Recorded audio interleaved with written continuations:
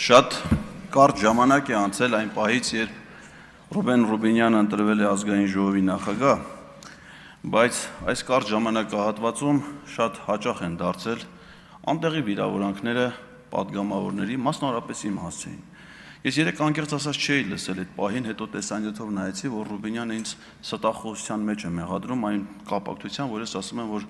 Արցախը կորցնելուց հետո շատ մարդիկ, այդ թվում ինքը, տներ են առել։ Բայց ես նայեցի նորից իր եկամուտների ասել եք այդ օրերին։ Ես ասել եմ, որ դա եղել է պատերազմ, այսինքն Արցախը հանձնելուց հետո։ Ասել եք այդ օրերին։ Ասում եմ ողբերգության օրերին, ողբերգություն նկատի ունեմ Արցախը հանձնելուց հետո ամեն օրը որպես ողբերգություն։ Ասել եք այդ օրերին, բայց շարունակեք։ Խնդրում եմ մի խանգարակից, պարոն Ռուբինյան։ Իսկ իր եկամուտների հայտարարելով դա եղել է 2024 թվականին։ Կամ այս երեկվա հետ կապված այդ մեկնաբանությունները, ես չեմ ուզում կրկնեմ այդ կոպիտ արտահայտությունները։ Իմ եւ պարոն Ռուբինյանի ծնողները միաժամանակ եղել են Հայաստանի Հանրապետության առաջին գումարման գերագույն խորհրդի պատգամավորներ։ Նրանք ոչ միայն մեր կենսաբանական հայրերն են, այլև Հայաստանի անկախության հայրերն են, որովհետև նրանք են ընդունել 90 թվականի օգոստոսի 23-ին մեր պետության հիմնադիր փաստաթուղթը Հայաստանի անկախության հռչակագիր։ Իդեպ ասեմ, որ Կարապետ Ռուբինյանը եւ Ֆերդինանդ Ղազյանը եղել են տարբեր քաղաքական հայացքների գործիչներ, միմյանց ընդդիմադիր։ Պարոն Կարապետ Ռուբինյանը եղել է հայոց համազգային շարժման ակտիվիստ, Ղարաբաղյան շարժման հակունքներում կանգնած մարդկանցից մեկը, հայրս այլ հայացքներ է կիսել։ Բայց երբ ես հիշում եմ իմ հայրը երիտասարդ հասակում է մահացել, բայց երբ որ ես ուսանող էի, երբ նա պատգամավոր էր դեռ, երբ տանը հաճախ խոսում էինք, նա առանձնահատուկ հարգանքով էր խոսում պարոն Ռուբինյանի հասցեին եւ ասում էր, որ չնայած որ նա ՀՀՇ-ից է, բայց դրական էր խոսում եւ ինչով էր բնութագրում որպես դրական հատկանիշներ, հավասարակշռությունը, զսպվածությունը, կոռեկտությունը եւ եթե ես հասկացել եմ, որ դա միայն իմ հոր կարծիքը չի եղել, ես այլ կարծիք պարոն Կարապետ Ռուբինյանի հասցեին դեռևս չեմ լսել եւ շատ եմ ցավում, որ նրա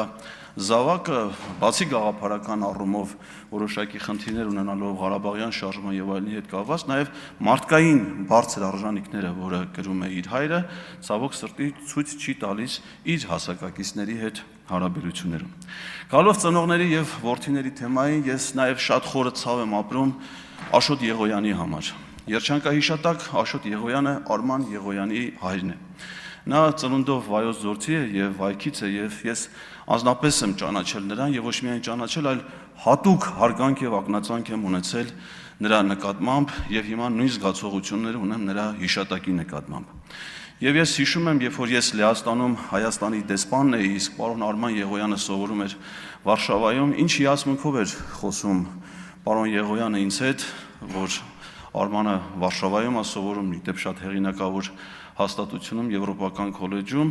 եւ իր խոսքից երևում էր իր հիացմունքը, հույսերը, որ իր որդին շատ լավ մարդ պետքա դառնա մեր պետությանը ծառայելու, որովհետեւ Աշոտ Եղոյանն էլ ամբողջ կյանքում պետական ծառայությանը նվիրված պետական գիտակցության գործիչ էր։ Եվ ես հիմա լսելով Արման Եղոյանի խոսքը, ելույթները, այդ հայրենիքի փնտրտուքը, մենք խոյեցի ենք թե չէ, դեսպանի մոտ կարող ենք ասել թե չէ։ Ես ուզում եմ ասել պարոն Եղոյանին եւ մյուս բոլորին, որ Սերգեյ Բագրատյանը, ով որ նախագահ Սերժ Սարգսյանի պաշտոնավարման շրջանում ՀՀԿ-ԲՀԿ կոալիցիայի շրջանակներում որպես Վայոց ձորի մարզային կազմակերպության խորհրդի նախագահ ԲՀԿ-ի նշանակվել էր Վայոց ձորի մարզպետ, հաշվի առնելով Վայոց ձորցիների մեծ մասի խոյեցի լինելու, ծագումով խոյեցի լինելու հանգամանքը մի հրաշալի համագործակցություն էին հաստատել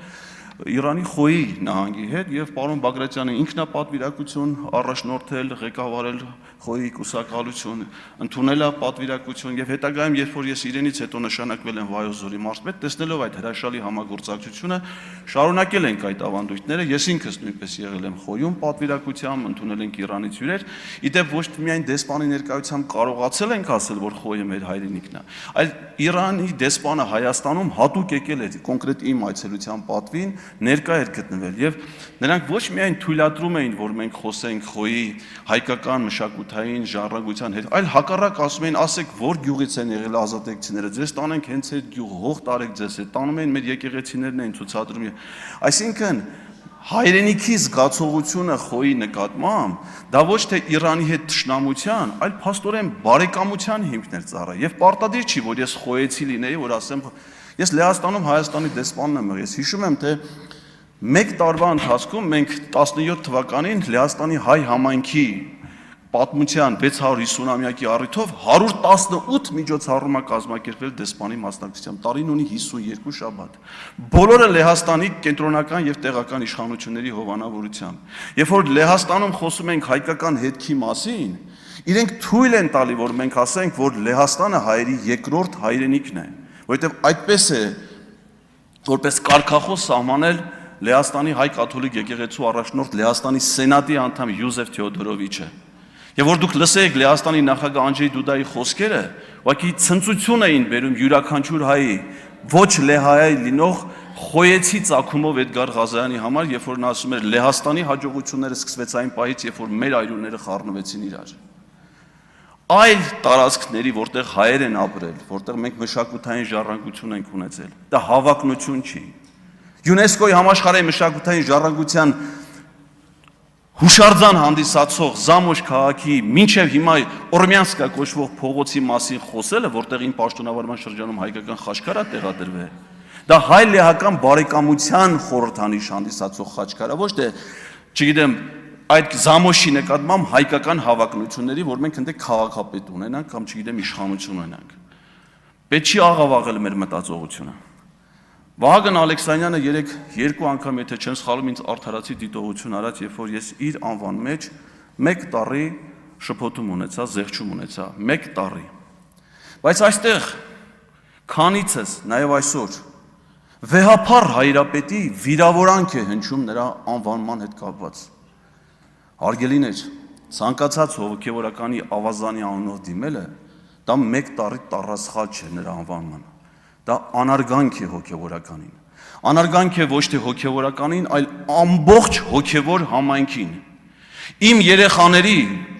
վստահ եմ նաև ձեզանից շատերի երեխաների ճակատին դաջված է այն միրոնը, որը օրհնել է վեհափառ հայրապետը։ Հասկանում եք դուք ինչ եք անում ինձ հետ, որպես հայ քրիստոնյայի, որպես երեխայի տեր ծնողի, երբ որ դուք նրանց միրոն օրհնած հոգևորականին, վեհափառին անարգում եք իմ ներկայությամբ։ Պատմությունը, որ երեք պատմեց պարոն Կոնջոյանը, դա աններելի անթույլատրելի մի խայտառակություն էր, որը եղել էր ժամանակին, այդ չեմ կարող ասեմ դա սրբապատկեր, որովհետև դա խայտառակություն էր այդ պատկերը եւ ժամանակին մեծ քննադատության արժանացել եւ հեռացվել է։ Բայց երբ որ տրվում է Քրիստոսի անունը, պատարագի ժամանակ յուրաքանչյուր հայ քրիստոնյա խաչակնքվում է։ Ոնց կարելի է Քրիստոսի անունը տալով ինչ-որ ծաղրական պատմություն, գիտեք, հռետորությունը, այո, նախատեսում է նաև պատմություններ, բարձրով խոսած ձեռքերի շարժումը, բայց ոնց կարելի է ենթադրենք ասել Սուրբ Հովանեսի փոխարեն միգուցե նաև Սուրբ Հովո։ Հասկանում եք, ինչի մասին ենք խոսում, դա համաքրիստոնեական սրբության մասին, դա անարգանք է ամբողջ աշխարհի քրիստոնյաների նկատմամբ։ Եվ հիմա մենք այս համատեքստում մենք ակնկալում ենք, որ այդ նույն մարդիկ պիտի հարգանք ունենան քաղաքացիների նկատմամբ, ազգային բարերարների նկատմամբ, Սամվել Կարապետյանի նկատմամբ։ Գիտեք, ես Էդուարդո Էրնիկյանին իմ կյանքում դեռ երբեք չեմ տեսել։ Ես նրա հետ ոչ մի առնչություն չեմ ունեցել, ոչ անձնական, ոչ բիզնեսի, բայց ես առանձնահատուկ ակնածանք ունեմ Էդուարդո Էրնիկյանի նկատմամբ, որպես ազգային հերոս, իսկ ինչով է նա հերոսացել։ Մեր ժողովրդի, մեր պետության կյանքում իր ունեցած իր նշանակալի դերակատարության համար։ Լավ, դուք ձեր ունեցածով, իմ վաստակը ես երբեք չեմ կարող համեմատել Էդուարդո Էրնիկյանի կամ Սամվել Կարապետյանի հետ։ Բայց ոնց կարող ենք մենք լեզու բացել եւ այդ մարդկանց հասցեին, հանիրավին, որում երբ որ նրանք եւ ոչ ձեզ անձնապես, ոչ մեր երկրին, ոչ մի վատ բան չեն արել, որ մինչեւ այսօր հեծի հետ կապված թղթերը, մինչեւ այսօր չէ, մինչեւ падգամավոր դառնալ դեռ Նարեկ Կարապետյանն էր ստորագրում, փոխհատուցելու նրա ստեղծված վարկերի պարտավորությունների ծախսերը։ Խնդրում եմ ձեզ, հարգանք ցուցաբերեք։ Իմ նկատմամբ պետք չի, որ դուք հարգանք ցուցաբերեք, մեր արժեքների նկատմամբ։ Ինչ վերաբերվում է երկար ծեծված թեմային, հիմա քիչ հետո պարոն Վարդևյանը տեխնացու է լինելու։ Ես մի բան կխնդրեմ, սակրավորների թեմայով նրան հարցեր մի տվեք։ Ես հաշվառում չեմ տանում, կխնդրեմ, դա իհարկե խմբակցության ղեկավարը պարտավոր չի 15 վայրկյան, եթե թույլ կտակ ավել։ Խմբակցության ղեկավարը ԿՊ-ի մասնագետ աշխատանքով հաշվապահ է։ Խնդրում եմ հաշվառեք եւ ինձ ասեք, պարտավոր չեք իմ խնդրանքը կատարել, եթե անեք շնորհակալ կլինեմ։ Երբ բոլորը կասեն կվերջացնեն այդ թեման, այսինքն ձեր մոտ դա կավարտվի, ասեք ես դրա պատասխանը, ես այդ պատասխանները ունեմ, բոլորը գիտեն, որ դա զրպարտություն է, թե Պարոն Վարդևանյանը կամ մեր խմբակցությունից ոչ մեկը իմ հատկապես այն խոսքի հետ, որը հնչել է 2024 թվականին, որտեղ ոչ մի շարժում չկար, այդ թվում ուժեղ Հայաստան, այդ խոսքի պատասխանատուն ես եմ։ Ես այդ պատասխանը ձեզ կտամ։ Ասեք վերջացրեք, պատասխանը կլսեք։ Շնորհակալ եմ։